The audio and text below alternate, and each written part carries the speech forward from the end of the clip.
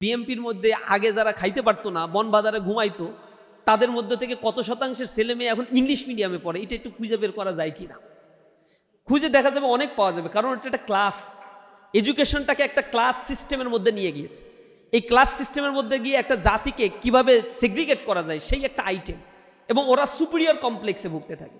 ইউনিভার্সিটির এডুকেশন সিস্টেমকে superior inferior কমপ্লেক্সের মধ্যে একটা ক্লাসিফিকেশন নিয়ে চলে আসা হয়েছে, যার ফলে এই সোসাইটির মনস্তত্ত্ব তৈরি হয়েছে সার্ভেন্ট আর হচ্ছে প্রভুর একটা মনস্তত্ত্ব, যেই জায়গা থেকে একটা শিক্ষা কাঠামো বের হওয়ার কথা ছিল। মালয়েশিয়াতে আমরা দেখেছি একটা সার্টেন টাইম পিরিয়ড পর্যন্ত Malaysian culture, Islamic norms and values, অন্য অন্য আদার রিলিজিয়নের নর্মস অ্যান্ড ভ্যালুস একটা সার্টেন টাইম পিরিয়ড পর্যন্ত প্রত্যেকটা স্টুডেন্টের জন্য বাধ্যতামূলক, একই কাঠামো, একই ধরনের ফ্যাসিলিটিস। আমার রাষ্ট্রের সংবিধান এটা বলে, কিন্তু সংবিধানকে গ্রাজুয়ালি কন্টিনিউয়াসলি ভায়োলেট করছে এই দেশের পলিটিক্যাল পার্টি, যারা কনস্টিটিউশনের দোহাই দিয়ে তারা ক্ষমতায় আসে। তারা সবার জন্য সমান শিক্ষার অধিকার নিশ্চিত করতে সম্পূর্ণ ব্যর্থ। আর এই জিনিসটাই হচ্ছে শিক্ষায় এই বাংলাদেশ ছাড়ার আগে, এই ভূখণ্ড ছাড়ার আগে ইংরেজদের পুশ করা একটা মেন্টালিটি তারা এটা তৈরি করে দিয়ে গেছে। এবং স্বাধীনতার পরে ছাত্র শিবিরের প্রতিষ্ঠার পর থেকে ইসলামী শিক্ষা ব্যবস্থার ব্যাপারে এবং ইথিক্যাল একটা এডুকেশন সিস্টেম রান করার জন্য ইসলামী ছাত্র শিবির সেমিনার করেছে, সভা করেছে, মিছিল মিটিং করেছে। ইন্টারিমের সময় স্পেসিফিক শিক্ষা প্রস্তাবনা 30 দফা ইসলামী ছাত্র শিবির দিয়েছে। এর পূর্বেও শিক্ষা সেমিনার করা, প্রবন্ধ উপস্থাপন করা এবং রাষ্ট্রের কর্তা ব্যক্তিদের দৃষ্টি আকর্ষণ করা, কুদরতি ক্ষুদা শিক্ষা কমিশনের এগেইনস্টে ইসলামী ছাত্র শিবির রাজপথে আন্দোলন করা, এবং সর্বশেষ আওয়ামী পিরিয়ডে শিক্ষা ব্যবস্থাকে ধ্বংস করার জন্য শিক্ষা কমিশন যেটা গঠন করা হয়েছিল, তার এগেইনস্টে ইসলামী ছাত্র শিবির সক্রিয় এবং বলিষ্ঠ ভূমিকা পালন করেছে। লক্ষ লক্ষ কপি শিক্ষার অব্যবস্থাপনা নিয়ে lakh lakh copy printing booklet ছাপিয়ে আমরা ছাত্রদের কাছে, শিক্ষক অভিভাবক, শিক্ষকদের কাছে, অভিভাবকদের কাছে আমরা পৌঁছানোর জন্য চেষ্টা করেছি, কনসাস করার জন্য চেষ্টা করেছি, জাতিকে সচেতন করার চেষ্টা করেছি। শুধু এটা করেই আমরা বসে থাকি নাই, আমরা একটা বিকল্প শিক্ষা কেমন হবে এই বিষয়টাও জাতির সামনে উপস্থাপন করেছি। আমাদের প্রকাশনা আছে, নিজস্ব সিস্টেমে আমরা স্টুডেন্টদেরকে মোরাল ভ্যালুসগুলো শিক্ষা দেই। ক্লাস ভিত্তিক এই ভ্যালুসগুলো শিক্ষা দেওয়ার জন্য আমাদের প্রকাশনা, আমাদের সেমিনার, আমাদের সাধারণ সভা, আলোচনা সভা, পাঠচক্র লক্ষ লক্ষ স্টুডেন্টদেরকে নিয়ে প্রতিনিয়ত ইসলামী ছাত্র শিবির সেটা করছে, যতদিন না পর্যন্ত এই ম্যাটেরিয়ালিস্টিক সোসাইটি থেকে একটা ইথিক্যাল মানবিক একটা সোসাইটিতে কনভার্ট হয়, ততক্ষণ পর্যন্ত ইসলামী ছাত্র শিবির তাদের এই কাজগুলো করবে ইনশাআল্লাহ। এই পেপারের মধ্যে যে কথাগুলো বলা হয়েছে, ভালো হয়তো পেপারে যদি আরও কিছু বিষয়ে একটু সংক্ষেপে এবং কম্পিটিটিভ কিছু অ্যানালাইসিস আসতো। বিশেষ করে সেকুলার এডুকেশন সিস্টেম যে সোসাইটির মধ্যে আছে, সে সোসাইটির স্ট্রাকচারটা আসলে কেমন, এবং সেখানে যে মোরাল এডুকেশন সিস্টেমের অ্যাবসেন্সগুলো কী ধরনের সোসাইটিকে ডিপ্রাইভ করছে, ডিমোলিশ করে দিচ্ছে, গ্র্যাজুয়ালি ডিক্লাইন করে দিচ্ছে, এই জায়গার একটা তাত্ত্বিক বিশ্লেষণ, স্ট্যাটিস্টিক্যাল কিছু ডাটা আনলে মানুষের কাছে বোধগম্য হওয়া সহজ ছিল।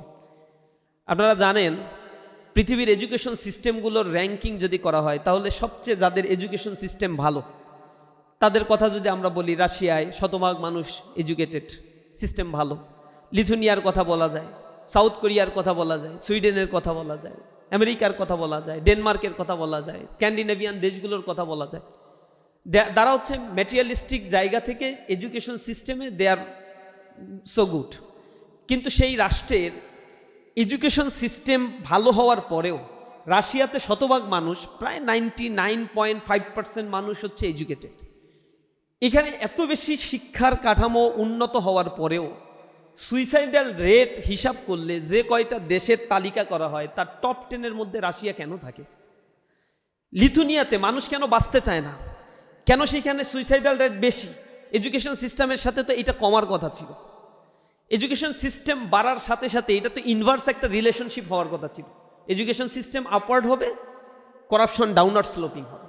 That means there is inverse relationship between corruption, suicidal rate and education system. কিন্তু সেটা দিতে পারে নাই। উত্তর কোরিয়ায় আপনি যান, করাপশন রেট হাই, এডুকেশন রেটও হাই। আপনি ভিয়েতনামে যান, সেখানে করাপশন রেট হাই, এডুকেশন সিস্টেমের এডুকেটেড পার্সনদের রেটও হাই। তাহলে এটা কেন প্যারালালি চলে? এডুকেশনের উদ্দেশ্যটা কি? ভোগবাদী কিছু মানুষ তৈরি করা? সেটা তো হওয়ার কথা ছিল না। এডুকেশনের মূল জায়গাটা হচ্ছে, এটাকে বলা হয় this is a backbone of a nation. একটা জাতির মেরুদণ্ড যদি সোজা না হয়, সে জাতি কখনো উৎকর্ষতা সাধন করতে পারে না। এ কারণে পৃথিবীতে শিক্ষিত মানুষের সংখ্যা বেড়েছে, উন্নত রাষ্ট্রের পরিমাণ বেড়েছে, এন্টি ব্যালাস্টিক মিসাইল তৈরি করার রাষ্ট্রের পরিমাণ বেড়েছে, সাবমেরিন ক্যাবল তৈরি করেছে, MQ-9 রিপার তৈরি করছে, MiG-52 তৈরি করছে, ড্রোন তৈরি করছে। কিন্তু এই মানুষগুলো আবার এই ড্রোন তৈরি করে মানুষকে হত্যা করার ওয়েপন্স তৈরি করে রেখেছে। মনুষ্যবিহীন বিমান পাঠিয়ে দিয়ে গাজার স্তেপে হাজার হাজার মানুষকে, নিরস্ত্র মানুষগুলোকে, দুর্বল শিশু এবং নারীদেরকে হত্যা করে ফেলছে। চেচনিয়া, বসনিয়ায় জাতিগত নির্ধারণ চালানো হয়েছে, রুয়ান্ডায় পলপটের নেতৃত্বে গণহত্যা চালানো হয়েছে, কম্বোডিয়ায় গণহত্যা চালানো হয়েছে, চায়নায় গণহত্যা চালানো হয়েছে। পৃথিবীর এই জায়গাগুলো আরও অনেক অনেক ইতিহাসগুলো আছে। আলবেনিয়ার কথা আমরা জানি। এই জায়গাগুলোতে সেকুলাররা যখনই একটা রিভলিউশন করেছে তখন তারা গণহত্যা চালিয়েছে। এবং পৃথিবীর ইতিহাসে তাদের এই গণহত্যার সিস্টেম হচ্ছে, তাদের সিস্টেমের সাথে, থিঙ্কিংয়ের সাথে যেই যাবে না তাদেরকেই তারা হত্যা করবে। শহীদ আব্দুল মালেককে হত্যা করেছে কমিউনিস্টরা, কমরেডরা। এরা বলেছে যে আমরা নিউট্রাল একটা বিষয় চাই, লিবারেল একটা বিষয় চাই, ধর্মের কোনো জায়গা নাই।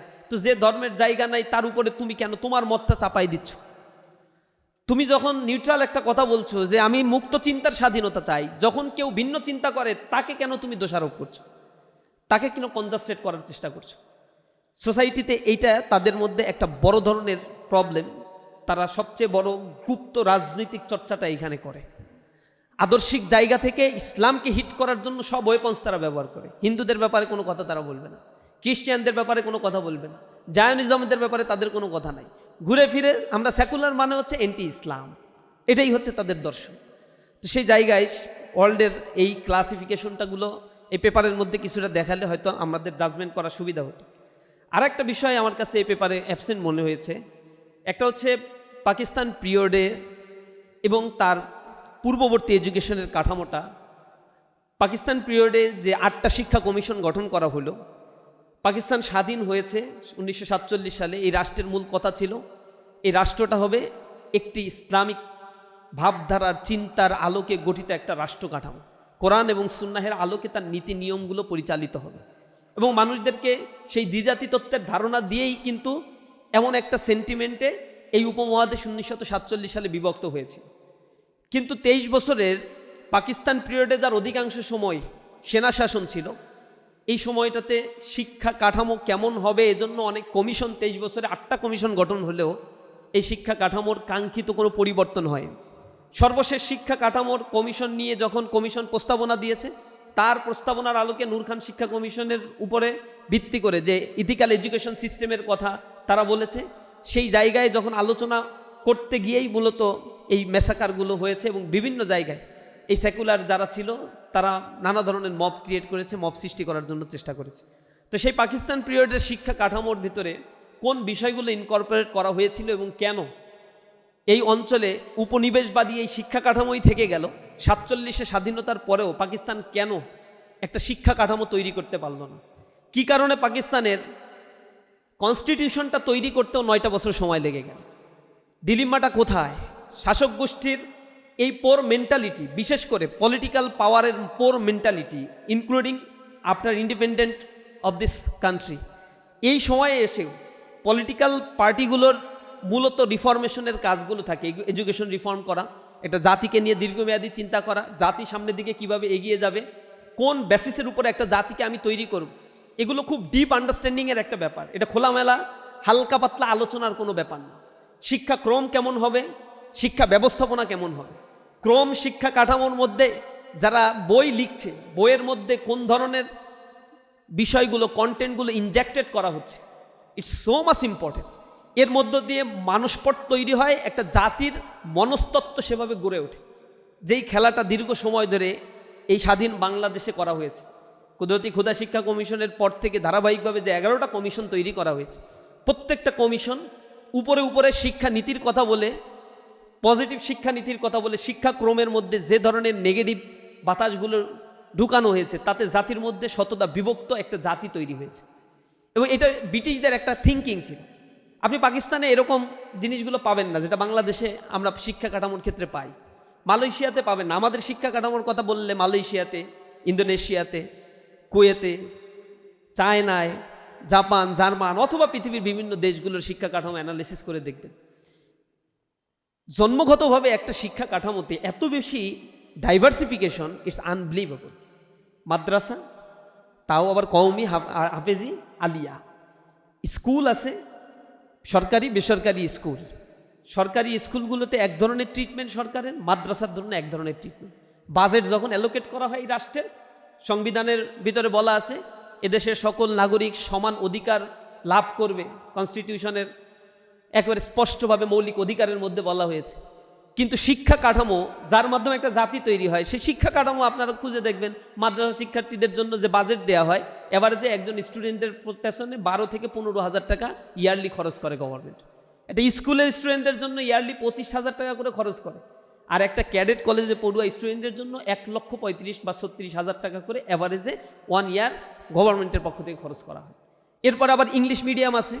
বাংলাদেশের মধ্যে থেকে ইংলিশ মিডিয়াম হচ্ছে বাংলাদেশের কোনো কৃষ্টি, culture, social structure, economic system, political system কিচ্ছু শেখায় না। বাংলাদেশের বাইরে গিয়ে আলাদা একটা কালচারাল সিস্টেমকে অ্যাডাপ্ট করে তৈরি করেছে ব্রিটিশ ভলিউমে, ব্রিটিশদের কারুকার্যে এক ধরনের শিক্ষা কাঠামো। এখানে আবার যারা একটু বড় লোক হয় আর কি, সকল ধনী আছে অনেকে, আঙুল ফুলে কলা গাছ হয়, বাপ মা হচ্ছে লেখাপড়া জানে না, কিন্তু কয়টা টাকা হয়ে গেছে, এলিটের সাথে মিশতে হবে, এই জন্য ছেলে মেয়েরে আবার পড়া ইংলিশ মিডিয়াম। এরকম দরিদ্র পলিটিশিয়ান পরবর্তীতে বড়লোক হয়েছে। এটা বাংলাদেশে খুবই নর্মাল একটা সিনারিও। আমি এখন হিসাব করে দেখলাম, এটা একটা রিসার্চ করার জন্য একজনকে বলছি যে বিএমপির মধ্যে আগে যারা খাইতে পারতো না, বনবাজারে ঘুমাইতো, তাদের মধ্যে থেকে কত শতাংশের ছেলে মেয়ে এখন ইংলিশ মিডিয়ামে পড়ে, এটা একটু খুঁজে বের করা যায় কিনা। খুঁজে দেখা যাবে অনেক পাওয়া যাবে, কারণ এটা একটা ক্লাস, এডুকেশনটাকে একটা ক্লাস সিস্টেমের মধ্যে নিয়ে গিয়েছে। এই ক্লাস সিস্টেমের মধ্যে গিয়ে একটা জাতিকে কিভাবে সেগ্রিগেট করা যায় সেই একটা আইটেম, এবং ওরা সুপিরিয়র কমপ্লেক্সে ভুগতে থাকে।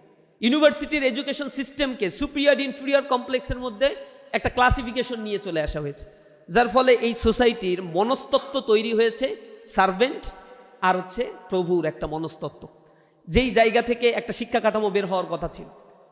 মালয়েশিয়াতে আমরা দেখেছি একটা সার্টেন টাইম পিরিয়ড পর্যন্ত Malaysian culture, Islamic norms and values, অন্য অন্য আদার রিলিজিয়নের নর্মস অ্যান্ড ভ্যালুস একটা সার্টেন টাইম পিরিয়ড পর্যন্ত প্রত্যেকটা স্টুডেন্টের জন্য বাধ্যতামূলক, একই কাঠামো, একই ধরনের ফ্যাসিলিটিস। আমার রাষ্ট্রের সংবিধান এটা বলে, কিন্তু সংবিধানকে গ্রাজুয়ালি কন্টিনিউয়াসলি ভায়োলেট করছে এই দেশের পলিটিক্যাল পার্টি, যারা কনস্টিটিউশনের দোহাই দিয়ে তারা ক্ষমতায় আসে। তারা সবার জন্য সমান শিক্ষার অধিকার নিশ্চিত করতে সম্পূর্ণ ব্যর্থ।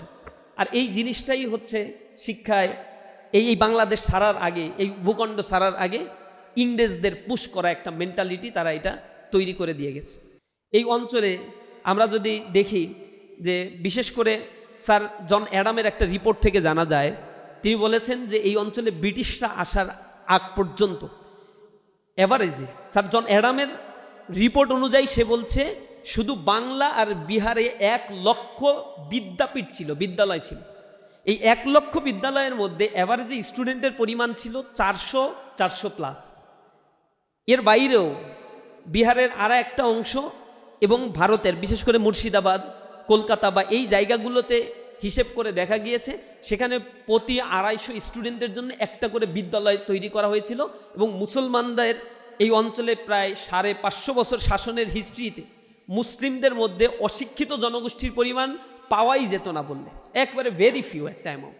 মুসলিমরা তখন শিক্ষা অর্জন করত, এই বিদ্যালয়গুলো সবার জন্য উন্মুক্ত ছিল। এই অঞ্চলে দাসত্বের মেন্টালিটি থেকে জাতিকে মুক্ত করার জন্য শিক্ষা কাঠামো, সভ্যতা, কৃষ্টি, কালচার মুসলমানরা স্বাধীন সুলতানি আমল এই সময়গুলোতে সবচেয়ে বেশি অ্যাডাপ্ট হয়। এবং এই সময় বিশেষ করে আব্বাসীয় খেলাফতের সময়, যেটা উমাইয়াদের পরে 750 থেকে 1258 এই পর্যন্ত, এই দীর্ঘ একটা সময় ধরে আব্বাসীয় খেলাফতের সময় এখানে 37 জন খলিফা এসেছিলেন, প্রত্যেকেই জ্ঞান বিজ্ঞানের উৎকর্ষতা সাধনের গুরুত্বপূর্ণ ভূমিকা তারা পালন করেছিলেন। এবং সেই ঢেউটা এই অঞ্চল পর্যন্ত চলে এসেছিল। স্বাধীন সুলতানি আমলেও এই অঞ্চলের মানুষের মনস্তত্ত্ব কিভাবে তৈরি হবে, মানুষের মধ্যে বন্ডিংসটা কিভাবে তৈরি হবে, জাতি হিসেবে নিজেকে তারা কিভাবে পরিচিত করে তুলবে, সেই ব্যাপারেই মুসলিমরা সবচেয়ে বেশি গুরুত্ব দিত। এবং মুসলিমরা ছিল এই ভূখণ্ডের স্থায়ী নিবাসী। দুইটা জাতিকে এই অঞ্চলের স্থায়ী নিবাসী বলা হয়, একটা হচ্ছে আর্য আর একটা হচ্ছে মুসলিম। কারণ এরা এখান থেকে লুটপাট করে সম্পদ নিয়ে চলে যায়নি, এখানে এসে শুধু শাসন করার জন্য তারা আসে নাই, এখানে থাকছে, বিয়ে শাদী করছে, সংসার করেছে, জাতির জন্য চিন্তা করেছে, ব্যবসা বাণিজ্য করেছে, পুরো জাতিকে উঠিয়ে নেওয়ার জন্য, বিশ্বের দরবারে উন্নত করার জন্য যা করণীয় মুসলিমরা এখানে তাই করেছে। এর আগে দাজরা এসেছিল, ওলন্দাজরা এসেছিল, এখানে অনেকেই এসে শুধু মশলা নিয়ে লুটপাট করে এইখান থেকে চলে গিয়েছে এবং সাপ্রেশন করেছে, আগ্রাসন চালানো হয়েছিল।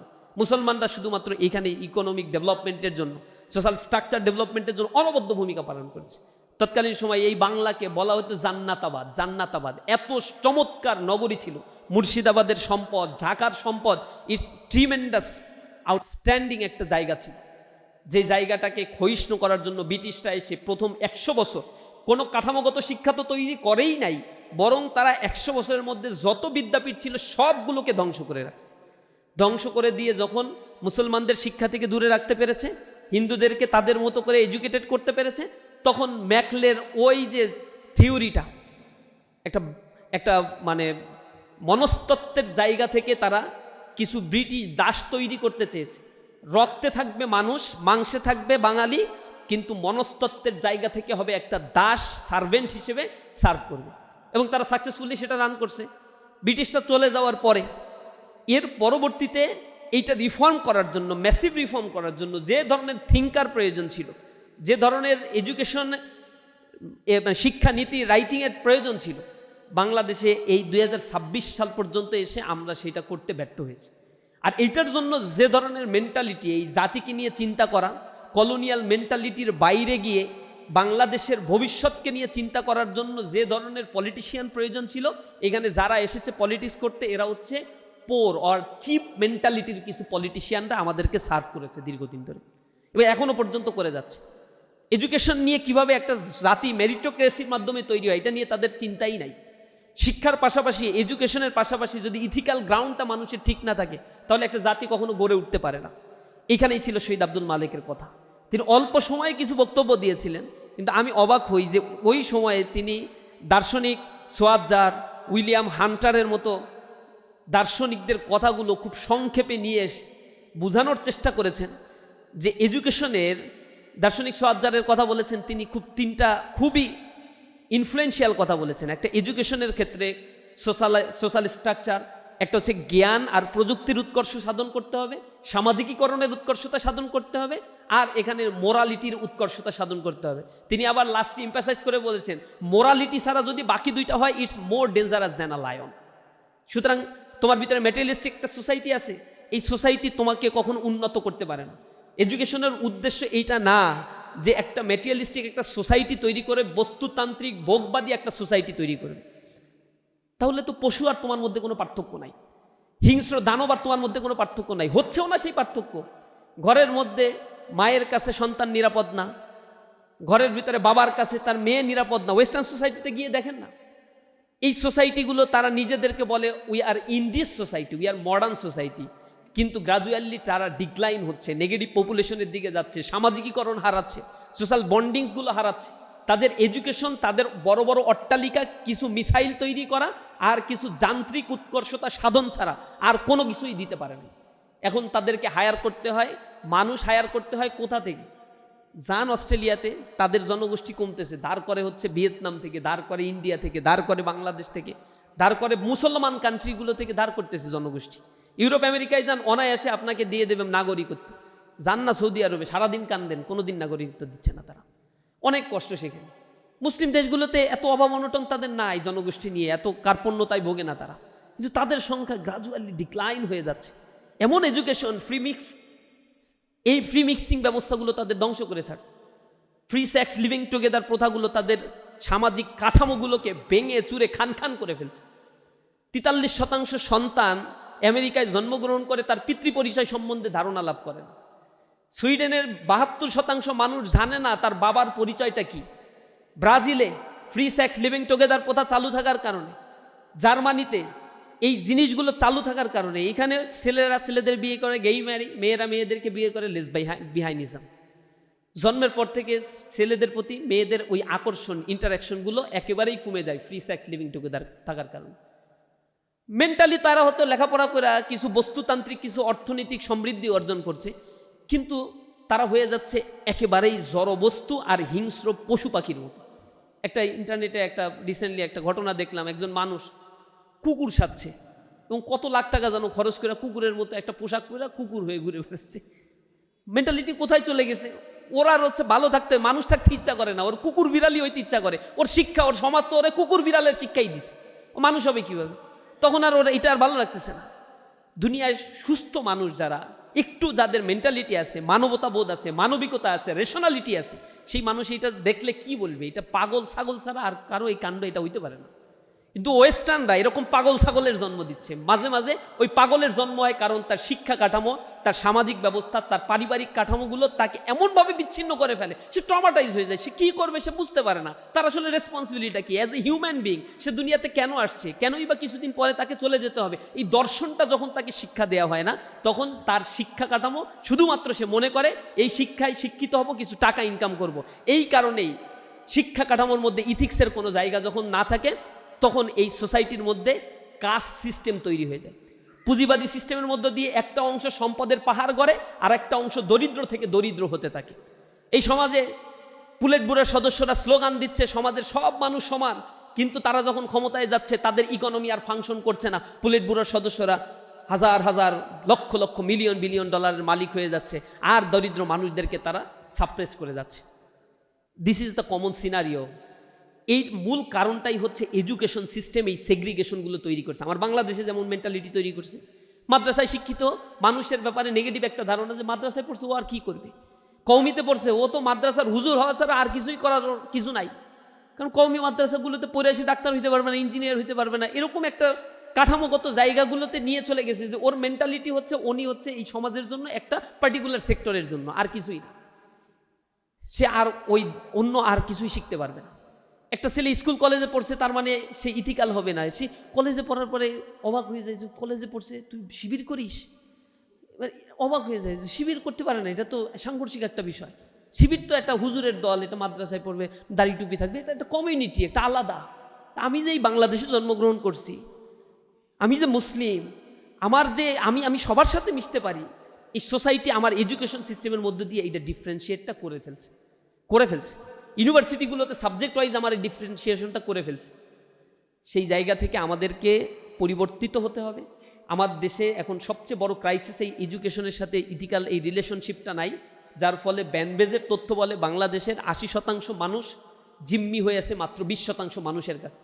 বাংলাদেশের 90% সম্পদ জিম্মি হয়ে আছে এই 10% মানুষের কাছে। এই সম্পদগুলোর ইউটিলাইজেশন করতে হবে। ইসলাম এই প্রপার ইউটিলাইজেশনের কথা বলে, ইসলাম ডিসেন্ট্রালাইজেশনের কথা বলে, ইসলাম ইনসাফের কথা বলে। ইসলাম বলে একটা সোসাইটিকে যদি গড়ে উঠতে হয় তাহলে সোসাইটির আভ্যন্তরীণ সকল মানুষকে সমানভাবে গুরুত্ব প্রদান করতে হবে। সেই জায়গা থেকে ইসলামী ছাত্র শিবির তার শিক্ষা প্রস্তাবনা প্রস্তুত করেছে, একটা জাতি কিভাবে উন্নত হতে পারে, আমরা কিভাবে মেরিটোক্রেসির মধ্য দিয়ে একটা সোসাইটিকে এগিয়ে নিয়ে যেতে পারি, যেখানে ব্রেইন ড্রেইন হবে না। চায়নায় দেখেন, আমেরিকার মতো জায়গায় প্রতি বছর চায়নার অন্তত 10 থেকে 15,000 স্কলার চায়না থেকে আমেরিকায় চলে যাচ্ছে। আজকে যদি আমেরিকা বলে যে চায়নার কোনো নাগরিককে আমেরিকায় ঢুকতে দেব না, আমেরিকার 50% গবেষণাগার ক্লোজ করবে। এত বেশি উন্নত রিসার্চ সেন্টারগুলোতে চায়নার আধিপত্য, তার জনগোষ্ঠীর আধিপত্য তারা তৈরি করে রাখছে। সিঙ্গাপুরে যান, যেই রাষ্ট্রটাকে একবারে আলাদাই করে দেওয়া হয়েছে, তার স্বাধীনতার জন্য কান্নাকাটিও করা লাগে না, জোর করে যারা স্বাধীন করে দিছে, সেই রাষ্ট্র অল্প কয়েকদিনের ব্যবধানে একজন চিন্তক রাজনীতিবিদ লি কুয়ানের নেতৃত্বে মেরিটোক্রেসিকে প্রায়োরিটি দিয়ে এবং ওই মেধাবীদেরকে রাজনীতিতে পুনর্বাসন করার মধ্য দিয়ে কিভাবে সিঙ্গাপুর আমলাতন্ত্র থেকে বের করে একটা জাতিকে উন্নত জাতিতে পরিণত করেছে দেখেন, এবং সেটাকে আমাদেরকে অ্যাবজর্ব করতে হবে। এই দুইটা সাইমালটেনিয়াসলি যদি আমরা চালাতে পারি, সোসাইটিতে আমরাও অল্প সময়ের ব্যবধানে একটা উন্নত জায়গা নিজেদের জন্য তৈরি করতে পারব। বস্তুবাদী শুধু উন্নয়ন নয়, শিক্ষার মূল উদ্দেশ্য যেটা harmonious development of body, mind and soul, এই আত্মার বিকাশ সাধনের মধ্য দিয়ে, বডি মাইন্ডের গ্রোথের মধ্য দিয়ে একটা সোসাইটিকে আমরা গড়ে তুলতে চাই। ইসলামী ছাত্র শিবির প্রতি বছরই শিক্ষা সপ্তাহ পালন করে শিক্ষার্থীদের কাছে এই কথাগুলো বলার চেষ্টা করছে। প্রত্যেকটি জায়গায় বুকলেট, লিফলেট এগুলো বিতরণ করে সচেতনতা গ্রো আপ করার জন্য চেষ্টা করছে। আপনারা যারা এখানে আজকে উপস্থিত হয়েছেন, আপনারাও নিজ নিজ জায়গা থেকে এই তাত্ত্বিক বিষয়গুলো মানুষকে বোঝানোর জন্য চেষ্টা করবেন। সোসাইটি পরিবর্তনের জন্য আমরাও যেন ভূমিকা রাখতে পারি। আল্লাহ রাব্বুল আলামিন আমাদের সেই তৌফিক দান করুন, আমিন। আসসালামু আলাইকুম ওয়া রাহমাতুল্লাহি ওয়া বারাকাতুহু।